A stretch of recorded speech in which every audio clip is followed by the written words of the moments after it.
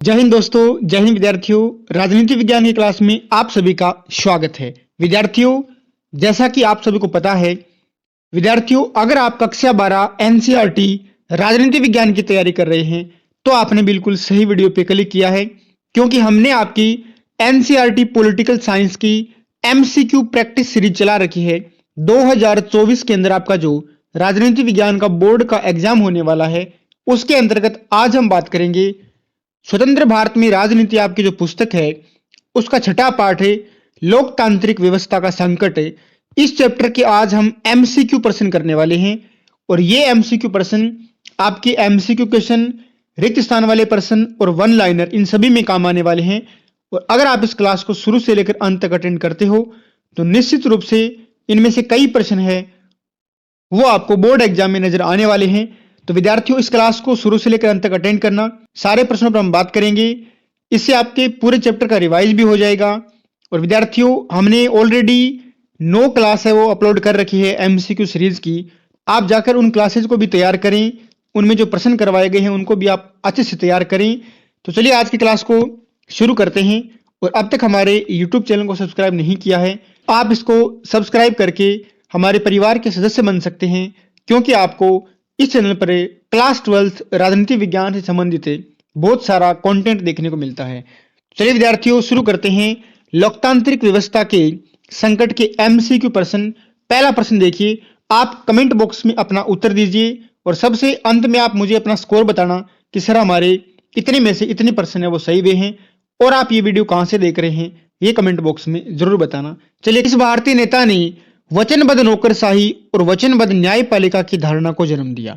तो वचनबद्ध नौकरशाही और वचनबद्ध न्यायपालिका का मतलब है कि सरकार के जितने भी कर्मचारी हैं और जो सुप्रीम कोर्ट है, जो हाई कोर्ट है, वो जैसे सरकार कहे उनके तरीके से काम करे।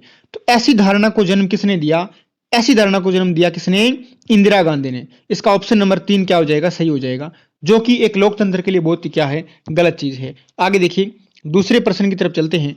1973 में किस न्यायाधीश को 3 वरिष्ठ न्यायाधीशों की अनदेखी करके भारत का मुख्य न्यायाधीश नियुक्त किया गया? अब देखिए, जनरली भारत में क्या होता था, सुप्रीम कोर्ट का जो वरिष्ठ न्यायाधीश है उसको हम मुख्य न्यायाधीश बनाते थे, लेकिन इंदिरा गांधी ने 3 वरिष्ठ न्यायाधीशों की अनदेखी करके किसको बना दिया? एएन रे को भारत का क्या बना दिया? मुख्य न्यायाधीश बना दिया। तो इसका ऑप्शन हो जाएगा 4, एएन रे। आगे देखिए, तीसरे प्रश्न की तरफ चलते हैं। केशवानंद भारती मुकदमे का निर्णय कब हुआ? केशवानंद भारती मुकदमा बहुत ही क्या था, एक बड़ा एस्पेक्ट था ये केशवानंद भारती मुकदमे का। और ये कब आता है? 1973 में। कब आता है? 1973 में। आगे चलते हैं, आगे देखिए, किस मुकदमे ने संविधान के मूलभूत ढांचे की धारणा को जन्म दिया? यानी संविधान का मूलभूत ढांचा, इसकी बात हमारे सामने कौन से केस में आई? तो बिल्कुल वो केस कौन सा था? केशवानंद भारती मुकदमा। केशवानंद भारती मुकदमा। ठीक है, आगे चलते हैं। चौथा प्रश्न देखिए, सॉरी पांचवा प्रश्न देखिए कौन सा है। देखिए, आपातकाल की समाप्ति के बाद देश में छठी लोकसभा के चुनाव कब हुए? अब ये आप ध्यान में रखना कि कौन सा लोकसभा का चुनाव कब होता है, शायद इससे एक प्रश्न जरूर आ सकता है। तो छठा लोकसभा का चुनाव कब होता है? बिल्कुल मार्च 1977 में। कौन सा होता है? छठा लोकसभा क्या होता है? चुनाव होता है मार्च 1977 में। आगे देखिए, छठा प्रश्न देखिए, आपातकाल की घोषणा के समय भारत के प्रधानमंत्री कौन थे? जिस समय भारत में इमरजेंसी की घोषणा हुई उस समय देश के प्राइम मिनिस्टर कौन थे? बिल्कुल कौन थे? ऑप्शन आपके सामने है, आप अपना उत्तर कमेंट बॉक्स में दीजिए। बिल्कुल ऑप्शन नंबर इसमें क्या हो जाएगा? ऑप्शन नंबर 3, इंदिरा गांधी क्या थी? भारत की प्रधानमंत्री थी जब भारत में इमरजेंसी लगाई गई, आपातकाल लगाया गया। जनता पार्टी की सरकार द्वारा आपातकाल की जातियों की जांच हेतु शाह आयोग की नियुक्ति कब की गई? अब देखिए, यहां से 3 प्रश्न बनते हैं। एक तो शाह आयोग की नियुक्ति क्यों की? तो आपातकाल में कांग्रेस की तरफ से जो जातियां हुई थी उनकी जांच हेतु कौन सा आयोग बनाया? शाह आयोग। क्यों बनाया? आपातकाल की जातियों की जांच हेतु। किस सरकार ने बनाया? जनता पार्टी की सरकार ने। और कब बनाया? ये इंपॉर्टेंट है, कब बनाया? बिल्कुल सरकार बनने के तुरंत बाद में, मई 1977 में। मई किसकी आयोग स्थापना होती है? किसकी स्थापना? शाह आयोग की। और शाह आयोग के अध्यक्ष कौन थे? सुप्रीम कोर्ट के पूर्व एक न्यायाधीश थे जिनका नाम क्या था? जेसी शाह। जेसी शाह की अध्यक्षता में क्या बनाया गया था? शाह आयोग बनाया गया था। आगे 1980 में हुए 7वें लोकसभा चुनाव में कांग्रेस पार्टी को कितनी लोकसभा सीटों पर जीत मिली? अब देखिए, छठा कब होता है? छठा होता है 1977 के अंदर। उसके बाद में मध्य अवधि में चुनाव हो गए थे, तो 1980 में लोकसभा चुनाव होता है और उसमें एक बार फिर से कांग्रेस है वो सरकार बनाती है और इस बार कांग्रेस को कितनी सीटें मिलती है? 353 सीटें। तो 1980 के 7वें लोकसभा चुनाव में कांग्रेस पार्टी को कितनी सीटें मिलती है? 353 सीटें मिलती है। अब देखिए आगे चलते हैं, 9वां प्रश्न देखिए, देश में प्रथम गैर कांग्रेसी प्रधानमंत्री निम्नलिखित में से कौन बने? भारत के अंदर प्रथम गैर कांग्रेसी प्रधानमंत्री कौन बनते हैं? बिल्कुल बताइए। मोरारजी देसाई बनते हैं भाई। कौन बनते हैं? मोरारजी देसाई। और किस सरकार में बनते हैं? तो कौन सी सरकार थी? जनता पार्टी की सरकार में क्या बनते हैं? भारत के प्रथम गैर कांग्रेसी प्रधानमंत्री बनते हैं मोरारजी देसाई। बिहार आंदोलन को किसने चलाया? बिहार आंदोलन के नेता आपको याद होगा कब? 1974 के अंदर बिहार में भारी भ्रष्टाचार, खाद्य संकट के विरोध में एक आंदोलन चलाया गया था और उस आंदोलन का नेतृत्व किसने किया था? जयप्रकाश नारायण ने किया था। किसने किया था? जयप्रकाश नारायण ने, यानी जेपी ने किया था। आगे देखिए, अच्छा प्रश्न है, आपातकाल की घोषणा कब होती है? आपातकाल की घोषणा कब होती है ये आपको बताना है। बिल्कुल, कब होती है आपातकाल की घोषणा? 25 जून 1975 को। 25 जून 1975 को भारत में इमरजेंसी की क्या होती है? घोषणा होती है। आगे देखिए 12 नंबर प्रश्न क्या है? 1977 के आम चुनाव में किस पार्टी की जीत हुई? 1977 के आम चुनाव में कौन सी पार्टी सरकार बनाती है? 4 ऑप्शन आपके सामने हैं, अपना उत्तर कमेंट बॉक्स में जरूर दीजिएगा। बिल्कुल, कौन सी पार्टी है? जनता पार्टी है भाई। कौन सी पार्टी है? जनता पार्टी है। आगे चलते हैं, आगे देखिए अगला प्रश्न क्या है? 1977 के चुनाव में जनता पार्टी को कितने सीटें मिली? अब देखिए यहां से 2 प्रश्न है, एक तो जनता पार्टी का गठबंधन है और एक खुद जनता पार्टी है। तो अकेली जनता पार्टी को कितनी सीटें मिलती है? बिल्कुल, कितनी मिलती है? 295 सीटें। अकेली जनता पार्टी को 1977 के चुनाव में 295 सीटें मिलती है और मोरारजी क्या बनते हैं? भारत के प्रथम गैर कांग्रेसी प्रधानमंत्री बनते हैं। 1977 के चुनाव में कांग्रेस पार्टी को कितनी सीटें मिली? ये लीजिए, कांग्रेस को बता दो, कांग्रेस को कितनी मिलती है? बिल्कुल, कांग्रेस एकदम से 154 सीटों पर सिमट गई थी। कितनी सीटें? 154। 154 सीटें मिलती है कांग्रेस पार्टी को। आगे चलते हैं, 15वां प्रश्न देखिए, शाह आयोग की स्थापना किस सरकार ने की? इस पर हम चर्चा पहले भी कर चुके हैं। बिल्कुल, शाह आयोग की स्थापना किस सरकार ने की थी? जनता पार्टी की सरकार ने। किस सरकार ने? जनता पार्टी की सरकार ने। 16वां प्रश्न देखिए, अच्छा प्रश्न है, 1980 के लोकसभा चुनाव में किस पार्टी को अधिकतम सीटें प्राप्त हुई? अभी हमने बात की भाई, कांग्रेस को कितनी मिली थी? 353 सीटें, तो अधिकतम इसी को मिलेगी। तो कांग्रेस पार्टी को 1980 के लोकसभा चुनाव में सबसे ज्यादा सीटें मिली थी। आगे चलते हैं, 17वां प्रश्न देखिए, अच्छा प्रश्न है। 17 नंबर देखिए, भारत में संपूर्ण क्रांति का आह्वान किस नेता ने किया? संपूर्ण क्रांति का आह्वान किस नेता ने किया? बिल्कुल, किसने किया था? जेपी ने, जयप्रकाश नारायण ने क्या किया था? समग्र क्रांति या संपूर्ण क्रांति का आह्वान किया था। 1974 में रेलवे कर्मचारियों की देशव्यापी हड़ताल का नेतृत्व किस नेता ने किया? बिल्कुल, हड़ताल का नेतृत्व किसने किया है? 1974 में भारत में रेलवे की हड़ताल होती है, उसका नेतृत्व किसने किया था? जॉर्ज फर्नांडिस ने। किसने किया? जॉर्ज फर्नांडिस ने। बिल्कुल साथियों, अगर आपको वीडियो अच्छा लग रहा हो तो प्लीज इस वीडियो को एक लाइक जरूर कर दें। बिल्कुल, आपातकाल के दौरान किस संविधान संशोधन को लघु संविधान तक कहा गया है? यानी आपातकाल में एक ऐसा संशोधन हुआ था संविधान में जिसमें लगभग पूरे संविधान को बदल के रख दिया था, और वो संशोधन कौन सा है? 42वां संविधान संशोधन। कौन सा? 42वां संविधान संशोधन। और कब होता है? 1976 में। इंदिरा गांधी करवाती है भी, कांग्रेस पार्टी के शासन में। आगे चलते हैं, 20वां प्रश्न देखिए, 20 नंबर प्रश्न, निम्न में से किस राजनेता ने लोक दल की स्थापना की? लोक दल नामक पार्टी किसने बनाई थी? बिल्कुल, लोक दल नामक पार्टी किसने बनाई है? चौधरी चरण सिंह ने। किसने बनाई थी? चौधरी चरण सिंह ने बनाई थी। अब यहां पर देखिए, एक ऑप्शन दे रखा है, कौन सा? जगजीवन राम।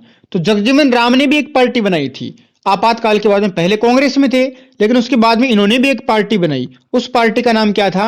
उस पार्टी का नाम था कांग्रेस फॉर ए डेमोक्रेसी। कौन सी? Congress for a democracy. ये पार्टी किसने बनाई है? कांग्रेस फॉर डेमोक्रेसी पार्टी बनाई है आपके किसने? जगजीवन राम ने। आगे देखिए, 21वां प्रश्न देखिए, कौन सा प्रश्न है? किस अनुच्छेद के अनुसार भारत के राष्ट्रपति द्वारा राष्ट्रीय आपातकाल की घोषणा की जा सकती है? अब देखिए, देश में इमरजेंसी की घोषणा भारत का राष्ट्रपति करता है और वो संविधान के किस अनुच्छेद, किस आर्टिकल के तहत राष्ट्रीय आपातकाल की घोषणा करता है? बिल्कुल, कौन सा? अनुच्छेद नंबर 352। 352 में कौन सा है हमारा राष्ट्रीय आपातकाल? 356 में राष्ट्रपति शासन और 360 में क्या है? वित्तीय आपातकाल है। अब देखिए 22वां प्रश्न क्या है? लोकनायक के नाम से किस भारतीय राजनेता को जाना जाता है? लोकनायक, बिल्कुल, लोकनायक हम किसे कहते हैं? बिल्कुल, जेपी को कहते हैं भाई। जयप्रकाश नारायण को किस नाम से जानते हैं? मैं लोकनायक के नाम से। ठीक है। 23 नंबर प्रश्न देखिए, लोकसभा एवं राज्य विधानसभाओं की अवधि 5 से 6 साल तक कौन से संविधान संशोधन के तहत बढ़ाई गई थी? ये आपको बताना है। यानी संविधान का एक संशोधन हुआ था जिसमें जो लोकसभा और विधानसभा का कार्यकाल है वो 5 से बढ़ाकर 6 साल कर दिया था। हालांकि बाद में वापस मोरारजी की सरकार ने वापस वही व्यवस्थाएं कर दी जो पहले थी। तो इस प्रश्न का उत्तर हो जाएगा ऑप्शन नंबर 1, 42वां संविधान संशोधन 1976 द्वारा लोकसभा और राज्य विधानसभाओं की अवधि को बढ़ा दिया गया था। आगे चलते हैं। 24 नंबर प्रश्न देखिए, भारतीय संविधान का 42वां संशोधन निम्नलिखित में से किस एक प्रधानमंत्री के समय किया गया? ये आपको मैंने बता दिया पहले ही। तो 42वां संविधान संशोधन होता कब है? तो ये होता है 1976 में और इमरजेंसी थी। और इस समय भारत के प्रधानमंत्री कौन है? इंदिरा गांधी है। कौन है? इंदिरा गांधी है। आगे चलते हैं। आपातकाल के समय भारत के राष्ट्रपति कौन थे? अच्छा प्रश्न है। आपातकाल के समय भारत के राष्ट्रपति कौन थे या फिर किस राष्ट्रपति ने आपातकाल की घोषणा की थी? बिल्कुल, कौन से थे? फखरुद्दीन अली अहमद। कौन थे? फखरुद्दीन अली अहमद भारत के क्या थे? राष्ट्रपति थे। आगे देखिए 26 नंबर प्रश्न क्या है? 1977 का आम चुनाव विपक्ष ने जिस नारे से लड़ा वो क्या था? यानी 1977 में विपक्ष ने किस नारे के साथ चुनाव लड़ा था? बिल्कुल, कौन सा नारा था? बड़ा ध्यान से पढ़िएगा। विपक्ष ने लड़ा है लोकतंत्र बचाओ, कि आपातकाल में भारत में लोकतंत्र ही नहीं रहा है, तो लोकतंत्र बचाने के लिए विपक्ष ने यह नारा दिया था। ठीक है। आगे देखिए 27 नंबर प्रश्न क्या कहता है? 12 जून 1975 को किस उच्च न्यायालय ने इंदिरा गांधी के निर्वाचन को अवैध घोषित कर दिया? यानी 12 जून 1975 को एक उच्च न्यायालय था जिसने यह फैसला दिया कि इंदिरा गांधी आज के बाद में सांसद नहीं रहेगी और संसद की कार्यवाही में भाग नहीं ले सकती। और वो इलाहाबाद उच्च न्यायालय था भाई। कौन सा था? इलाहाबाद उच्च न्यायालय था। ठीक है। और इलाहाबाद उच्च न्यायालय के जो आपके न्यायाधीश थे उनका क्या नाम था? नाम था जगमोहन लाल सिन्हा नाम था। ठीक है। और ये जो यहां पर एक अपील दायर की थी वो किसने की थी? तो इंदिरा गांधी के सामने चुनाव लड़ रहे थे समाजवादी नेता, उनका नाम था राजनारायण। उन्होंने एक अपील दायर की थी कि इंदिरा गांधी ने अपने चुनाव अभियान में सरकारी कर्मचारियों की सेवाओं का इस्तेमाल किया है। इस वजह से फैसला सुनाते हुए इलाहाबाद उच्च न्यायालय ने फैसला दिया कि इंदिरा गांधी की जो सांसद है वो नहीं रह पाएगी और संसद की कार्यवाही में भाग नहीं ले पाएगी। आगे देखिए 1975 में किस नेता ने सेना, पुलिस और सरकारी कर्मचारियों से आह्वान किया कि वे सरकार के अनैतिक और अवैधानिक आदेशों का पालन नहीं करें? तो ऐसा आह्वान किस नेता ने किया था? बिल्कुल, किसने? जयप्रकाश नारायण ने। ऐसा आह्वान किसने किया? जयप्रकाश नारायण ने, जो आपातकाल में विरोध के प्रतीक भी बन गए थे। पद्मश्री से सम्मानित किस हिंदी लेखक ने लोकतंत्र के दमन के विरोध में अपनी पदवी वापस लौटा दी थी? बिल्कुल, वो हिंदी के लेखक कौन है जिन्होंने अपना पदवी, अपना सम्मान वो वापस लौटा दिया था? तो ऐसे हिंदी के कवि या लेखक कौन थे? फणीश्वर नाथ रेणु थे। कौन थे? फणीश्वर नाथ रेणु थे। आगे चलते हैं। 30 नंबर प्रश्न देखिए, जो आज की क्लास का हमारा अंतिम प्रश्न है। 1975 में भारत में लगाए गए आपातकाल से सबक मिला कि, यानी नीचे जो ऑप्शन हमें दिए गए हैं उनमें से कौन सा या कौन से सबक है वो हमें मिलते हैं? तो क्या है? भारत से लोकतंत्र को विदा कर पाना कठिन है। बिल्कुल, ये तो सही था। नागरिक अधिकारों की रक्षा है तो नागरिक अधिकारों के अनेक संगठन वजूद में आए, ये भी हमने सबक लिया। और आपातकाल की घोषणा की सलाह मंत्रिमंडल राष्ट्रपति को लिखित में देगा, ये ऑप्शन भी सही है। इसका मतलब हमें ये तीनों सबक मिले हैं आपातकाल से, तो इसका हो जाएगा ऑप्शन नंबर 4, उपयुक्त सभी।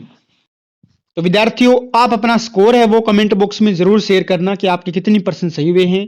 और अगर आपको ये क्लास अच्छी लगी हो तो कम से कम एक शेयर आप अपने उन मित्रों के साथ जरूर करें जो आपके साथ में बोर्ड एग्जाम देने वाले हैं। और आपको बहुत सारी शुभकामनाएं और मुझे उम्मीद है कि आप अपनी तैयारी को अच्छे से कर रहे होंगे। और विद्यार्थियों, अब तक हमारे YouTube चैनल को सब्सक्राइब नहीं किया है तो प्लीज़ इसको सब्सक्राइब करें, अपना मोटिवेशन हमारे साथ बनाए रखें। मिलते हैं अगली क्लास में, तब तक के लिए जय हिंद, जय भारत, टेक केयर।